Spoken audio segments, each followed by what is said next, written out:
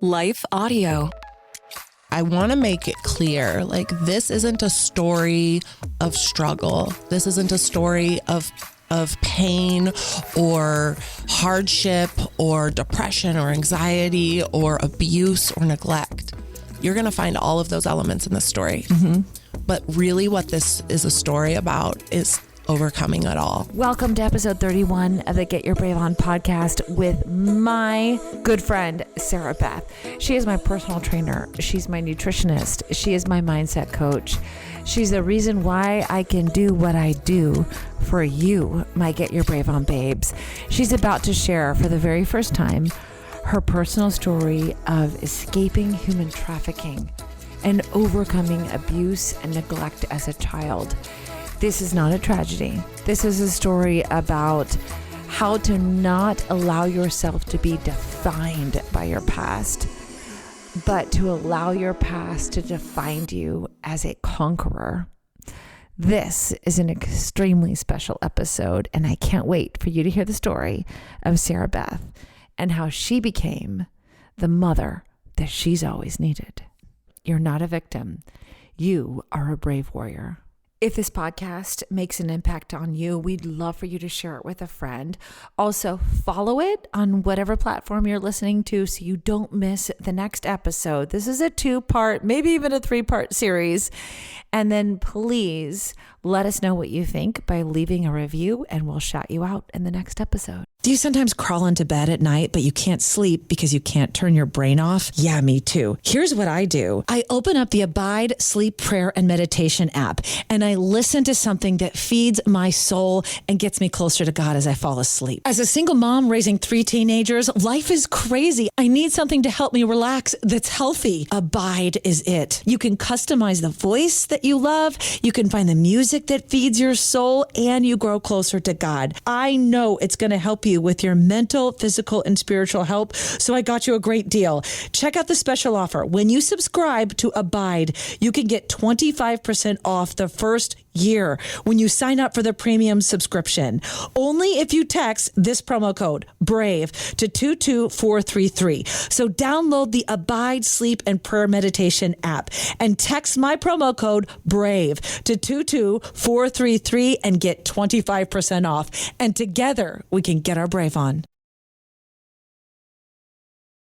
How to become the mother that you have always needed. This is a story that needs to be told in a very powerful way that more people need to hear. Sarah, let's just start off big. What was the motivation for learning the kind of mother that I'm going to be is the kind of mother that I needed? Is that because that's what you didn't have? Yeah, I mean, I definitely grew up in a way that left me, wanting more from motherhood. I don't have really any memories of the nurturing, loving mother that we see in the movies or we read about in books, or that maybe even my friends had.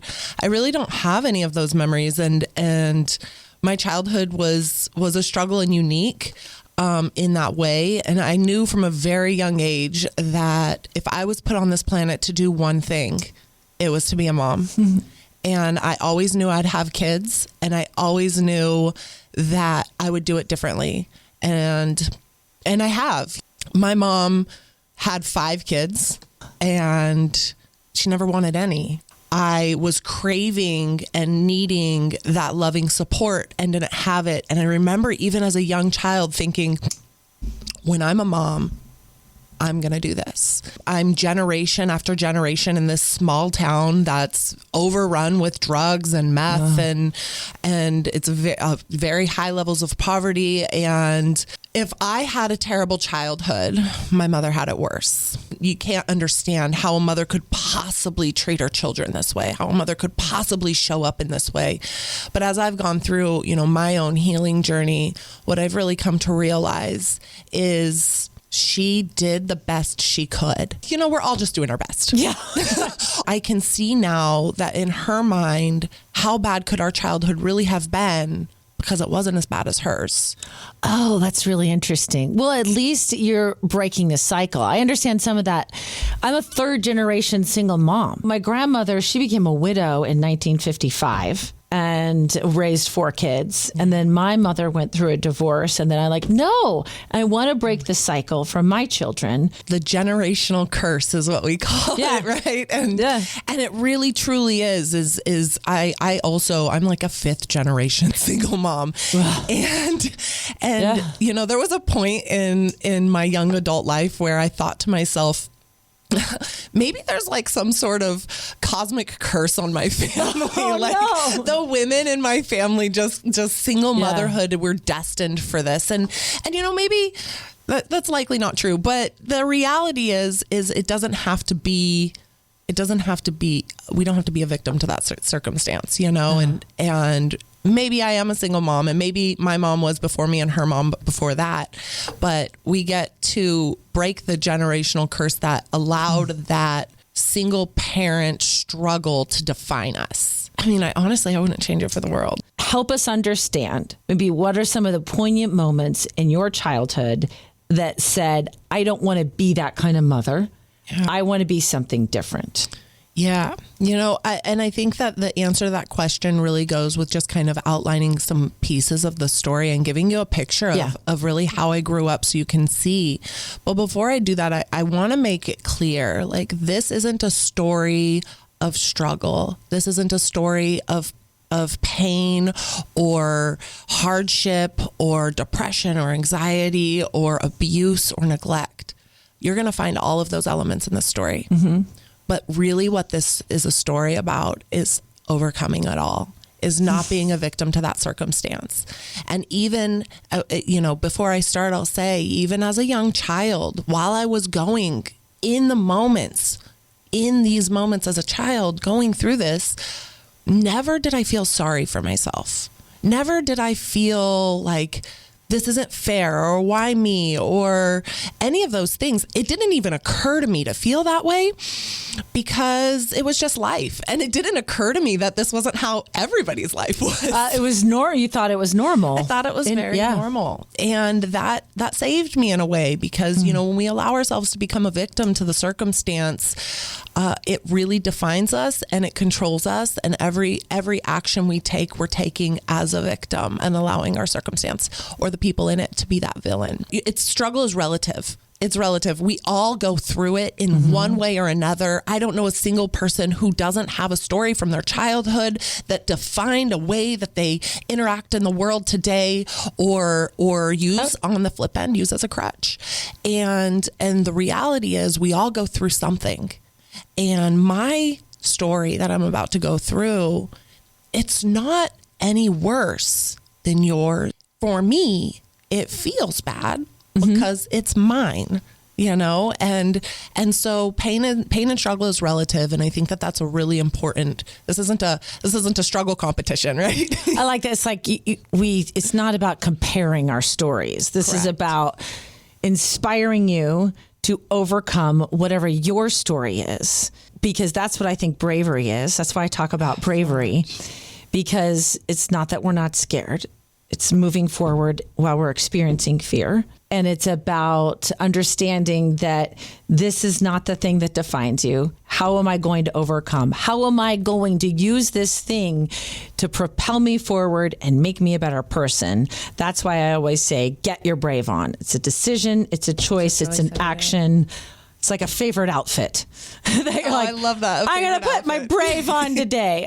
With classes in crisis communication, influence, and data presentation, Gonzaga University's online Masters in Communication and Leadership equips you with the tools you need to communicate clearly and encourage creativity in any industry. Concentrations in digital media, strategic communication, and global leadership allow you to customize your degree. Visit gonzaga.edu/communication and learn why a master's degree from Gonzaga can help you take your career to the next level. That's gonzaga.edu/communication.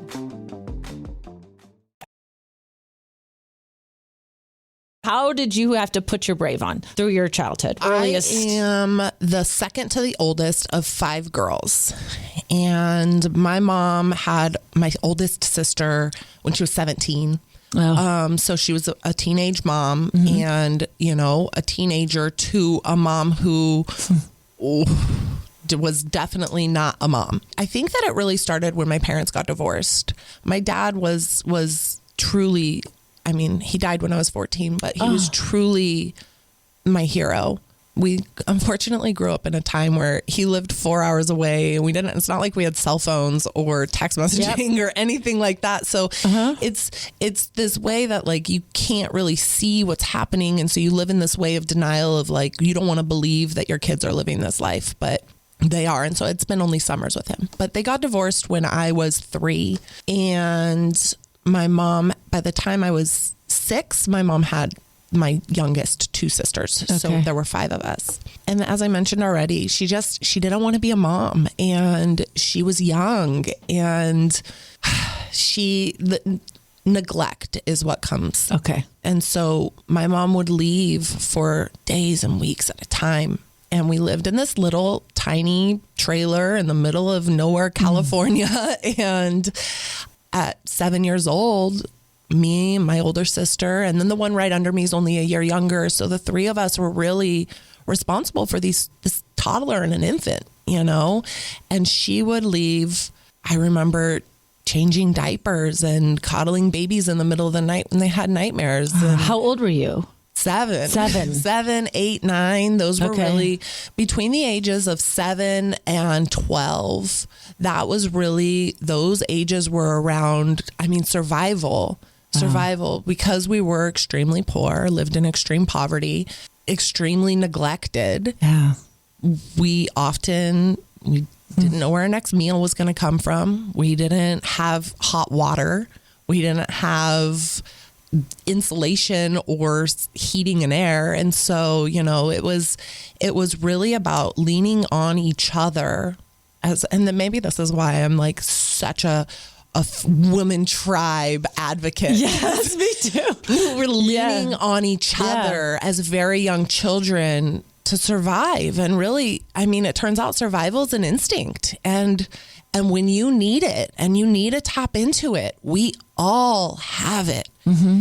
And as very young children, we are, you know, some examples is like, we didn't have heat. And in the winter, it was so cold, you could see your breath in the house. And so we would all pile in make a pallet on the floor of the living room, and we'd all sleep in the same spot. And we use our body heat to keep each other warm and things like this.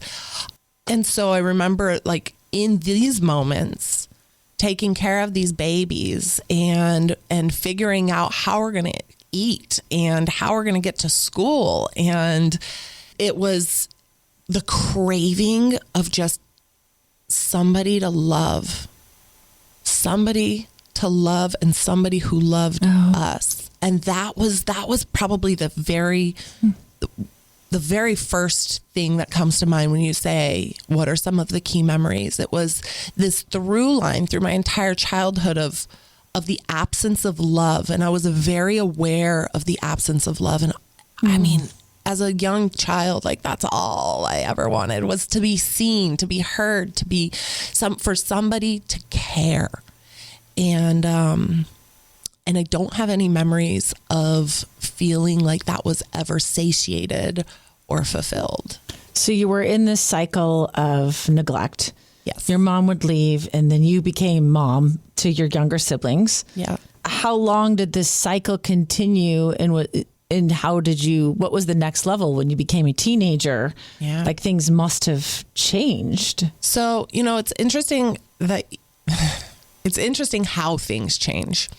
My mom, her story, if she were to be the one on the other end of this mic, her story would be one of awe and inspiration. And people would listen to this story and they would take something from it. Because in a nutshell, her story is, I was a single mom of 5 girls. I put myself through nursing school. And I did the best I could raising them. Mm-hmm. And they grew up to be these, you know, very successful and wonderful women. And I'm really proud of that. And one thing I learned from my mom that I'm grateful for every day is that there's nothing in this world that if I'm willing to sacrifice something, there's nothing in this world I can't achieve or have. The problem was she was willing to sacrifice us. Yeah. And that came through very much. So oftentimes she was gone because of men, and more often she was gone because of school. Okay. Nonetheless, we were left to fend for ourselves. So when I was 11, my older sister moved out, and she's 3 years older than me. So she was 14. Wow. And my mom graduated nursing school. So she was a little bit more grounded and a little bit more around, but still not much. When she wasn't at work, the men were still very much occupying her time and not home because of that. Or if she was home, she was locked in her bedroom. Okay. And in those moments too, I can see like the memories of her being locked in her bedroom. Like, you're home. Why don't you want to hang out with us? Yeah. And thinking like, God, how can you not want to be around your kids? But then just stepping in and making the most of it. You know, sometimes when she'd be home, it was worse than when she was gone. And we would go and take like our blankets and our pillows, and we'd go out into the field across the street, and we'd make like a little picnic blanket, and we would stay out there until she left again, because it was worse to have her there than it was to have her gone. And we knew how to do it when she wasn't there, but when she was there, it was like the pull of wanting her attention became the primary objective. Whereas when she was gone, the primary objective was leaning on each other and surviving and making it through. And then were you like competing with your other sisters to get mom's love? No, because none of us got it. Okay. So we weren't really competing for it. It was more just like, you know, have you ever been around somebody who you really want their love and attention, and when you're not receiving it, there's this like sadness in your body? Yeah, I've been in relationships like that. Yeah, I think we all a couple have, right? boyfriends, just kidding. No. And so that's really more of what it was. It was like, instead of just putting one foot in front of the other and doing what we needed to do, it was this sadness that took our vibration down, and this knocking on her door, and like, you know, wanting that never coming to fruition. Like, it never was for any reason. It was all in vain. And so not having her there became better than having her there. So when she graduated nursing school, she was there more, but still gone a lot. And then it was really just the four of us. Even after she graduated nursing school and had a job, we still had no food.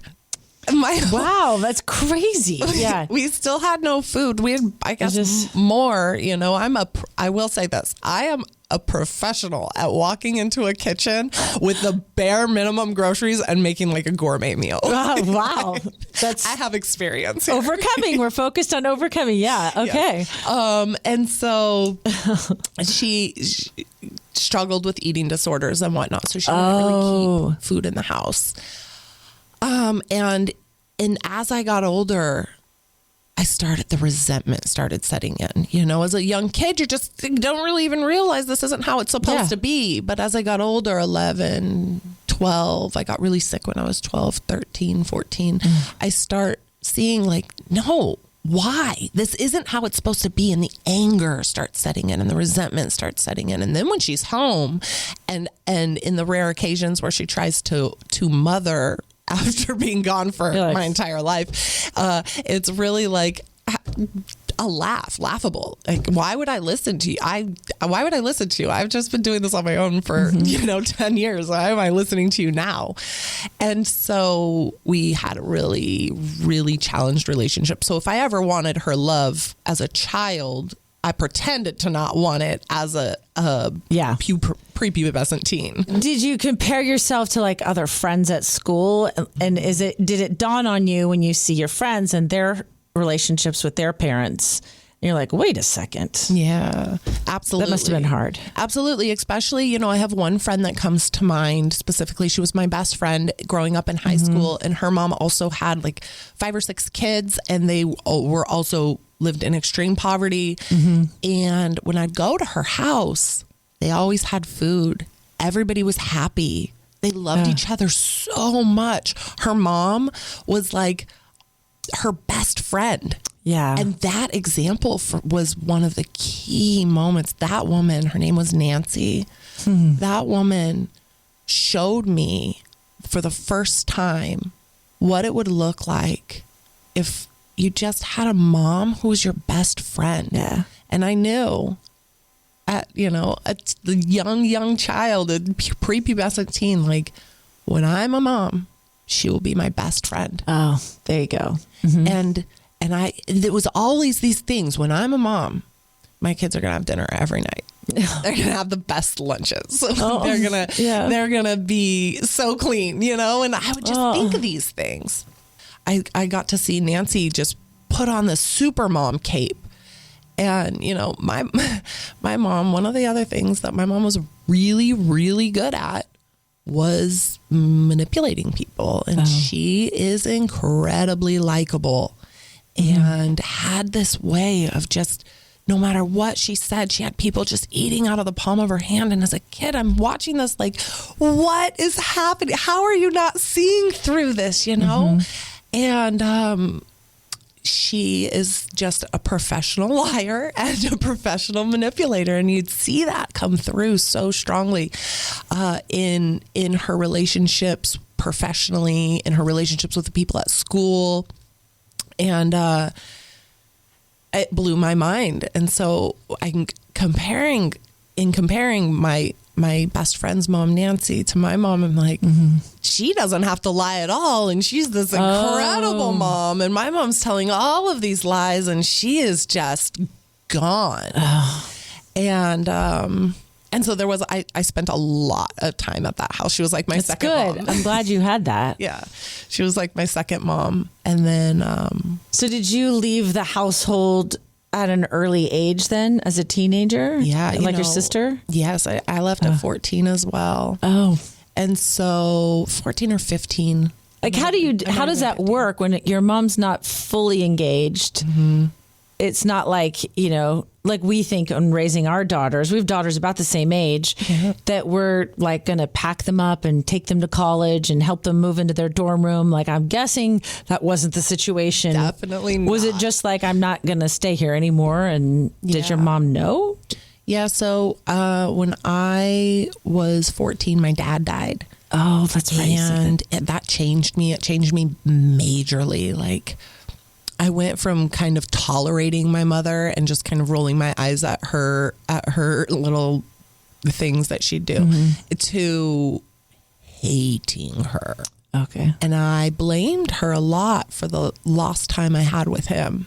Okay. And I mean, and rightfully so in some ways, but nonetheless, I was ugly. I was ugly to her. And some may say she deserved it, but as I've done my own healing and growth through my adult life, I know, like, that was grief. It was grief, and I needed help processing that grief because I had no idea how to do that, and it was overtaking me, and it spiraled me into the start of a lifelong struggle with depression. And in this depression and in this grief and in this anger, there's so much anger, I couldn't be there anymore. And I think honestly, she was like, when my older sister moved out, she let her go. And when I moved out, she just let me go. Yeah. When my younger sister moved out, she just let us go. I mean, I think there was a part of her that was probably just relieved to be rid of that part, Well, where do you go when you're 14 and you move out of the house? I am lucky to have had some really great friends and lucky to have had some really great school counselors. Okay. I always say that if I grew up in a big city, I probably would have grown up in foster care. Because someone would have noticed. That was another question I had. Like, no one noticed what was going on with this family? Okay. I mean, well, they did, but in conversation with my mom, like I said, she just had this way of like, they just could talk and get like people to see it differently, and it worked every time. And so there was the career center counselor at my high school, was also an angel in my life at this time. And she really supported me and helped me in making sure that I always had a roof over my head and that I had somebody to talk to. And she couldn't save me, but she could be there for me. And then, I had my best friend and her mom, and I spent a lot of time at other people's houses. And then when I was 15, I moved in with my boyfriend. The problem was I was 15 and he was 18, and he was incredibly abusive. Oh, no. And that was the very first experience I had in being in a relationship. And this man used to beat me senseless all the time. I was just looking at my daughter. Thank you. I was just looking at my daughter the other day with her boyfriend. She's 14 going on 15, and she's got her first boyfriend. And I walk into her room and she's crying, and he's there. And I was like, are you crying? Like, what'd you do? Yeah. You're like, what did you do? Yeah. And I just stopped. I go, are you crying? Yeah. And she wipes her tears away and doesn't answer. And I look at him and I go, are you being nice to her? And then she goes, he's being sweet. And I go, oh, okay, good. And I just kind of leave them be. And I come out and I'm talking to my girlfriend who's at my house. And I'm like, gosh, I look at her with her first boyfriend and I see this boy being so sweet and they're so innocent. And my daughter in some ways is wise beyond her years, way surpassed where I was when I was her age, and in other ways just incredibly innocent, so much more innocent than I was. And I couldn't imagine her having a boyfriend who beat her up. Yeah. Oh, I would go crazy. Yeah. And I was that age. That's crazy. I was that age, and I had spent my entire life searching for love.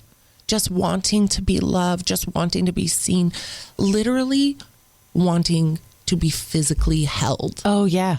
Like, I didn't have that as a kid. I don't have a single memory of my mom hugging me or snuggling me. Not a single one. And so as I got older, I really craved just hugs and physical touch and being held. When you've lived your entire life with abuse and neglect, and your very first experience in a relationship is physical abuse, like, while I knew it wasn't okay, I also didn't occur to me that it was that bad. Yeah. Right? Because I didn't really have much good to compare it to. And my dad had just died and I was grieving. And there was this man who sometimes when he wasn't beating me up, he did want to hug me and love me. And he had food. And he had and a roof and a family. It makes sense. So how did you get out of that relationship? Well, it ended really ugly. And I got beat up a lot. And then when I was later in my teenage years, I ended up, this man had taken me into a position in my life. And this is a little bit hard to talk about. You don't want to talk about where I was essentially a prisoner and couldn't get out of that situation of being held prisoner in a junkyard in Santa Rosa. This is not fathomable to me. And I know Sarah did share this story with me before we're recording this podcast. So I do know some of this, and I'm being very careful at not prying too hard, but allowing you to share what you want to share about it, because, and I don't feel like you should share everything, but but there's something in it that's going to be the thing that somebody else needs to hear to feel okay and to feel like they can do it too. Yeah. I for most of my life didn't even really remember it. I had blocked it out. I'd repressed these memories, and it was like I knew it happened, but I couldn't remember exactly. I couldn't tell you a story of what happened. I didn't remember it.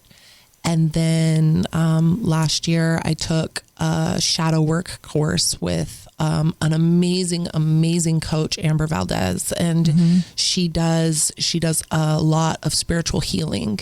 And she did this shadow work course called Let Your Light Shine Live. And the idea behind this course was being vulnerable in this group of people who were there to be vulnerable. And for the first time ever, I told the story from start to finish. And it was in telling that story from start to finish in this really vulnerable state that I realized I remembered more than I thought I did. And then after telling that story, more and more of these memories would come back. And so this was only like a year ago. And so it's still processing. Yeah. So in terms of talking about it, there's definitely, it was 6 months and I was not there by my own free will. And there was a lot of abuse and rape and fear. And I thought I was going to die and I wanted to. But she escaped. I did. Can you share with us the escape story? Because I feel like that's really important. It was laying there looking at these keys on the sink of this fifth wheel after these men had fallen asleep in their drunken state. And I'm looking at these keys and everything in my mind is like, just take them and run. Like, now is your chance. And I couldn't make my body do what my mind was telling it to do. And no matter how hard, I was like willing myself to get up and take these keys, like, just do it. Yeah. I couldn't do it. And I think that speaks volumes to the conditioning of people that are, victims of human trafficking. And this is the conditioning and the brainwashing. This is the goal. Is no matter how bad you want to leave, you won't. And I could feel that happening. And I was come on, just get up. And then I thought to myself, why? Why won't you get up and get these keys? Like, I'm talking to my body at this point. Like, why won't you do this? You think it was like God and the Holy Spirit in some ways saying, absolutely, you got to get, like this is your chance. Absolutely. Yeah. God, my dad, my guides, my guardians, and just come on. And I'm like, why won't you do this? And then the next thought I had was my, terrified little inner child who I've spent my entire adult life trying to just heal and come back to. And she's like, if you do and you get caught, they'll kill you. So laying here is the safe thing to do. Oh. And my very next thought was, if you don't, you're going to die anyway. And it was in that thought that I was like, well, body's working now. Get the keys. Get the keys. And so I did. And I had never driven a car before. So it was pouring down rain in the middle of the night. I'd never driven a car before. I had no idea where I was. There were no obviously I wouldn't have a cell phone anyway, but there were no cell phones. There's no Google Maps or Google navigation. This is Google Map times. Oh my. And so I had no idea where I was, no idea where I was going, no place to really go. And I probably stopped at like 20 gas stations asking for directions. And I probably looked like a homeless, crazy person. And no one was like, are you sure you're old enough to drive? And no one questioned you. No. And when I even look at pictures of me, when I look at pictures of my daughter, I'm like, she clearly looks like a 14, 15-year-old girl. When I look at pictures of me from that age, I'm like, God, I didn't. And maybe it was because of the level I had to step up to changes. I really believe what you feel on the inside changes what you look like on the outside. Yeah. And it's not that I looked well beyond my age, but I carried myself beyond my age. Yeah. I didn't carry myself with the same timid uncertainty that you see a 14-year-old girl walking around with.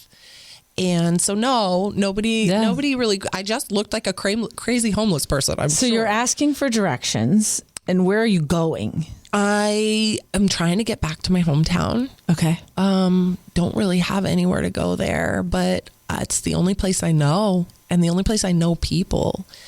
And so at this point I'm 17. And you'd been there for 6 months. about, Okay.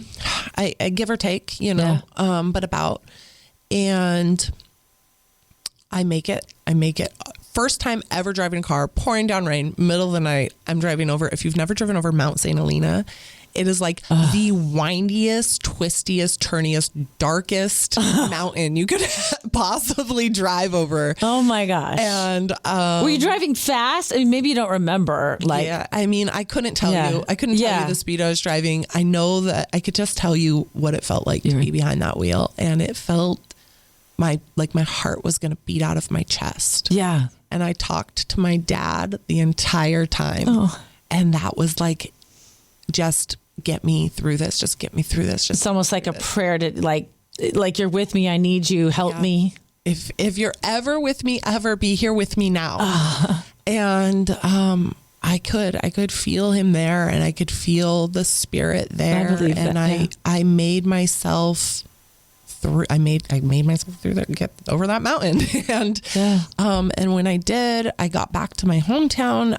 I definitely tried to go to like the police and go to women's protective services and all of these things. But the problem was when they asked the questions, I didn't have the answers. First of all, I didn't remember practically anything. Because of the trauma, you just blocked it. Okay. And I couldn't have told you, if my life depended on it, where I was. I couldn't have told you how to get there. I couldn't really tell you what happened. And the reality was, this guy was at one point my boyfriend. So there wasn't a whole lot of anything anybody was willing to do about it. So these people have never been held accountable. No. And they likely never will. And while there's a part of me for a long time that wanted that justice to be served, the part of me that needed to be healed let that go in this way of like, I was letting this be a condition of healing. Justice needed to be served before I could heal. And I let that go, and I can heal no matter what.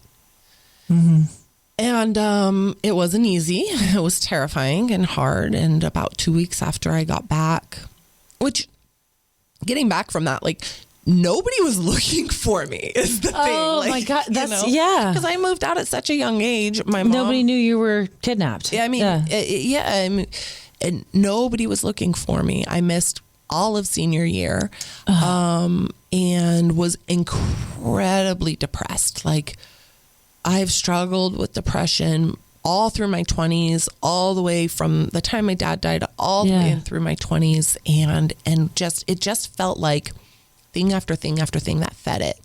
And I was always in the survival, one foot in front of the other. What's the next move? Back against the wall. What's the next move? And I never, even in the moments of these very intense hardships, did I feel like a victim. I just wanted to be loved. That was it. And so at 17, right after I was back into my hometown, walking around terrified, by the way, like looking over my shoulder wherever I went, like I could barely breathe. Thinking that they were going to come back and find you. For sure. Yeah. And they could have. And they maybe tried. I don't know. It was scary. I found out I was pregnant. And that was probably one of the single most pivotal emotional moments in becoming the mother I am today. Is all I ever wanted was to be loved. And in being able to love, I could have that love. Yeah. And I knew from the time I was a little girl that I wanted nothing more in this world than to be a mom, and that I was going to be such a different mom. My kids were going to grow up so much different than I did, or my mom, or her mom before her. And now I've got this baby inside of me, and there is no way. And it was, if I was already depressed, it took me to suicidal. Because what happened next was something I never thought I'd ever do. Yeah. And I held a lot of guilt and a lot of shame. But there was no way that I could have this, a constant reminder of this time in my life that I wanted nothing more than to erase from existence through the pregnancy when the baby was born. And there was no part of me that could do this. And so I didn't. And I got an abortion at 17 years old. And it was the only time that I thought I could go to my mom for something and she would show up, and she did. Wow. I went to her house and I went into her living room and she was standing there, and I said, I have to tell you something. But before I do, I don't want to hear you say anything. I don't want to hear it. I already know what I need to do. I just need your help to do it. And she was like, okay. I said, I'm pregnant. And she said, okay. And I said, can you help me? She said, yes. And so she drove me, and she paid for it. And I recovered, quote unquote, on her couch. But like I said, I went from depressed to suicidal after that, because I just carried so much shame and so much guilt and so much sadness and fear and anxiety. And it was like everything from the 17 years of my life had just been compounded into this moment. I mean, the word suffering comes to mind. So much suffering. So much suffering. And it was the first time in my life that I felt like there was no way out of the suffering. There was my whole life had been a back against the wall. What's the next move? Okay, now there's a move. There's 5 more moves to make before your back's against the wall and you can make another move. And this was the first time where my back is against the wall and I couldn't see a move to make. Because no matter which direction I went in, the one thing that I had ever wanted in my life, I just, turned my back on. And so I attempted suicide. And that was, it's so genuine attempt of suicide. There was nothing more that I wanted in this world than to meet my dad on the other side and to just be loved by the only person that ever made me feel loved, and just be with him and be free of all of this. And I spent my whole life feeling like, and I remember saying it even as a little kid. As a little kid, I used to say that I was a cosmic mistake. Oh, no. That there was no place for me in this world. And that I didn't fit anywhere. And nobody wanted me. And nobody wanted my sisters. And even through all of that, I was here and I was going to make the most of it. And I was just done making the most of it. And so I took a Costco-sized bottle of Tylenol and I took a nap. I don't really remember a lot of the trauma that came next after that, the stomach pumping and the emergency room run and I don't really remember. But I woke up in the ICU. Thank God I woke up in the ICU. And I'm still here today. But the first thing I thought when I woke up was not anything good. It was, damn, it didn't work. And I'm still here. Oh, man, Sarah. Where is God and your relationship with God throughout this process? Were you mad at him? Were you like, this, I don't understand this? Some people talk about this, but it feels like you had some understanding that there were spiritual supporters.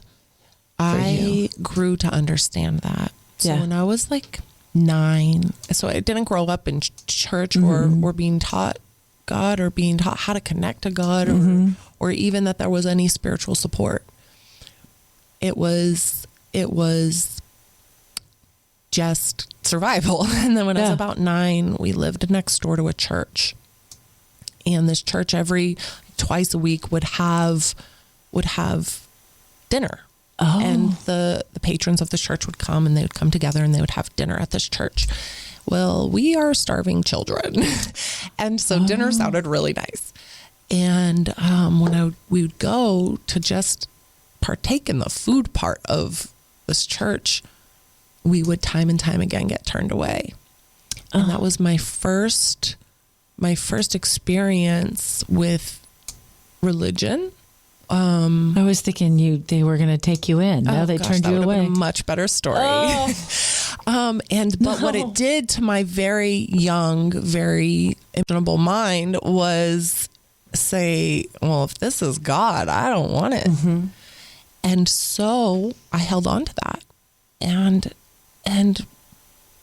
I, looking back now, can see how much more loved I could have felt if I would have let myself feel God inside of me. Mm-hmm. If I would have looked for that instead of looking for it externally. You knew you had that love. Yeah. Because that was really what fed my depression, was the unworthiness to be loved. It was this constant search for love from the time I was very, very little up until the time I was actually became a mother. And like in this search for love, I'm searching for it externally and I'm looking for it, but it was always there. Mm-hmm. And had I just known that and somebody helped me see that and showed me how to look for that and connect to that, I can imagine like it wouldn't have changed my circumstance, but maybe it would have changed some of the decisions that I made in this quest for love. I never know. Yeah. But you found it. I did.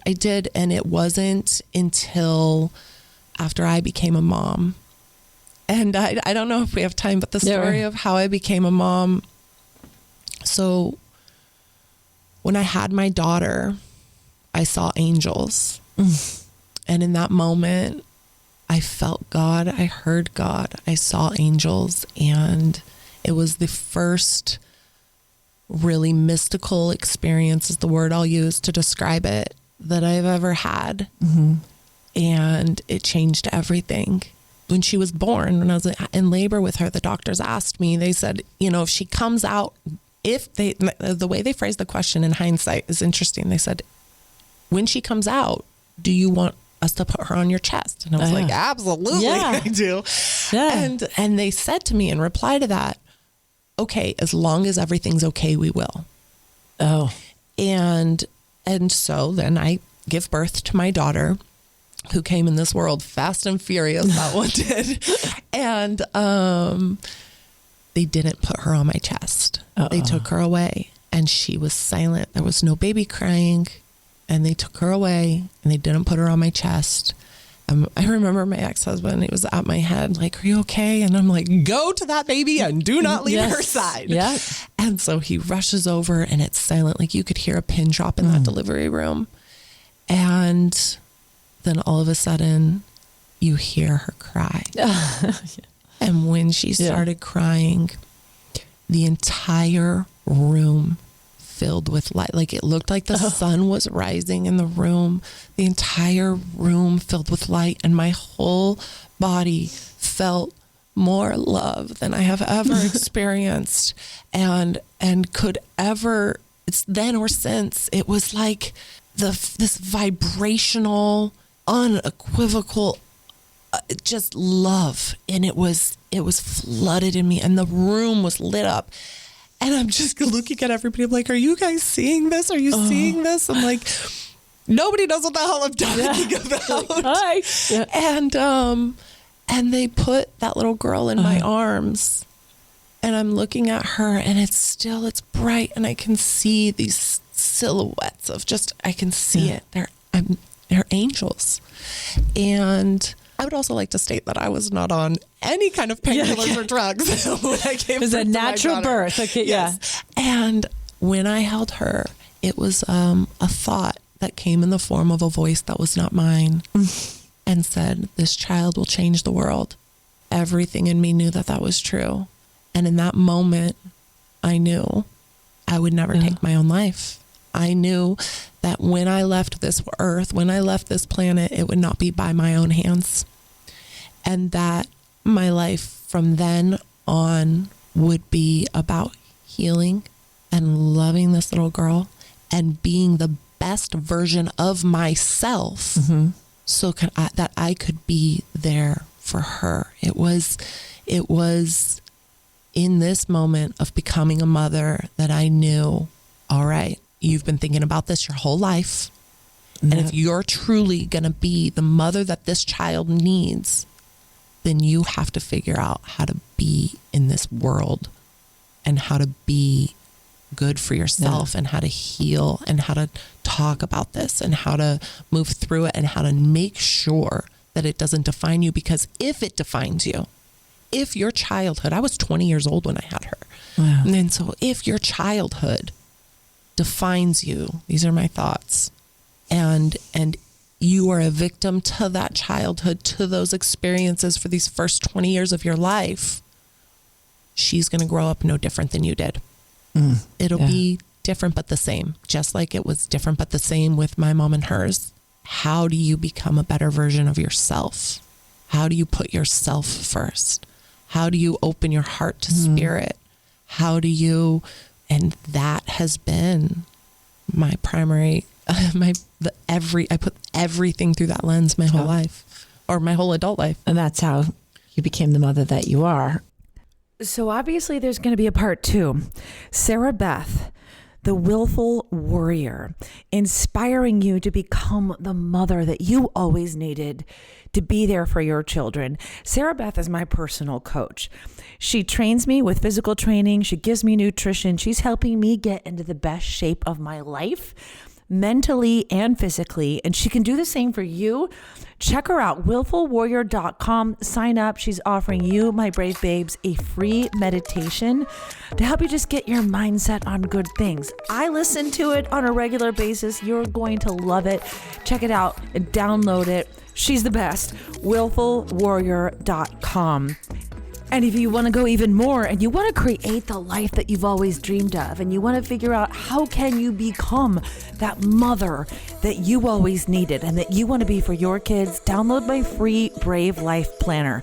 It's a step-by-step process to help you set your goals, put a date on them, find your pathways to achieve them, and achieve that life you've always wanted. There's a video and there's a printout that goes with that. That's at getyourbraveon.info. Between Sarah and I, we're going to make you a brave warrior, girl. Also want to say thank you so much to my friends at lifeaudio.com. They have many great podcasts about your faith and prayer and parenting. Check them out at lifeaudio.com. And warrior, get your brave on. Miracles are everywhere. Let our adventure begin! Discover PureFlix, your premium streaming service where faith and family values come home. Ready to have some fun? The most exclusive selection of quality, wholesome movies and series that will uplift your spirit. A man can argue whether God exists, but when he looks at his daughters, he knows. With new arrivals every week. Unbelievable. Save big and enjoy the possibilities, like invitations to exclusive theatrical screenings. I see it, so I believe it. Find out more by joining today at pureflix.com. It's time for Medicaid open enrollment in Delaware. From Wilmington to Bethany Beach, connections run deep in the first state. And AmeriHealth Caritas Delaware is dedicated to connecting you to care. To learn more, visit AmeriHealthCaritasDE.com or call 800-996-9969.